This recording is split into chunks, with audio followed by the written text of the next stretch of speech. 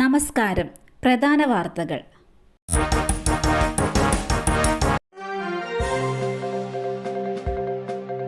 പിൻവലിച്ച ഗണഗീത വീഡിയോ വീണ്ടും പോസ്റ്റ് ചെയ്ത ദക്ഷിണ railway.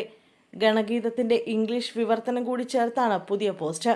Vande Bharat flag off ചടങ്ങിൽ വിദ്യാർത്ഥികൾ ഗണഗീതം പാടുന്ന വീഡിയോ നേരത്തെ ദക്ഷിണ റെയിൽവേ എക്സിൽ നിന്ന് പിൻവലിച്ചിരുന്നു. എറണാകുളം സൗത്ത് ബംഗളൂരു വന്ദേ ഭാരത് എക്സ്പ്രസ് ഉദ്ഘാടനത്തിനാണ് വിദ്യാർത്ഥികളെ കൊണ്ട് ഗണഗീതം പാടിച്ചത്. ഇതാണ് ദക്ഷിണ റെയിൽവേ എക്സ് പ്ലാറ്റ്ഫോമിൽ പങ്കുവയ്ക്കുകയും പിന്നീട് പിൻവലിക്കുകയും ഇപ്പോൾ വീണ്ടും പോസ്റ്റ് ചെയ്യുകയും ചെയ്തത്.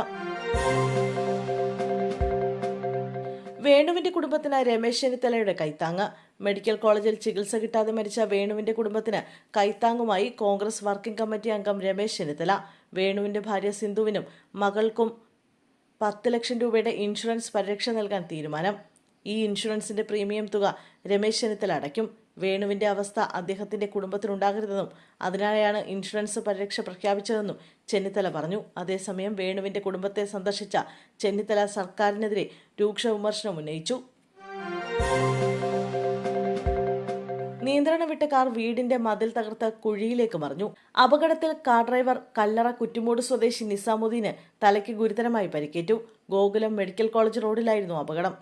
നിയന്ത്രണം വിട്ട കാർ വീടിന്റെ മതിൽ തകർത്ത് 20 അടി താഴ്ചയിലേക്ക് തലകീഴായി മറിയുകയായിരുന്നു.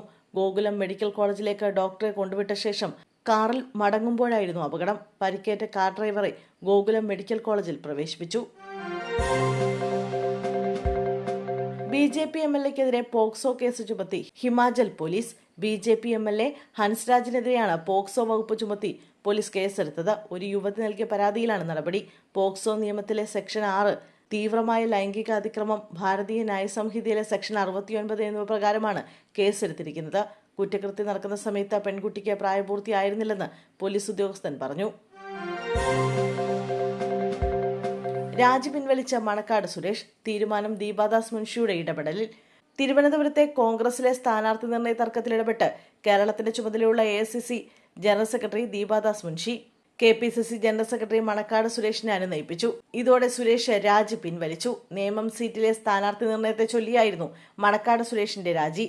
യൂത്ത് കോൺഗ്രസ് ജില്ലാധ്യക്ഷൻ നേമം ഷജീറിനെയാണ് കോൺഗ്രസ് നേമത്തെ സ്ഥാനാർത്ഥിയായി പ്രഖ്യാപിച്ചത്. ഇതിൽ പ്രതിഷേധിച്ചായിരുന്നു Manacaud Suresh core committee chairman സ്ഥാനം രാജിവെച്ചത്.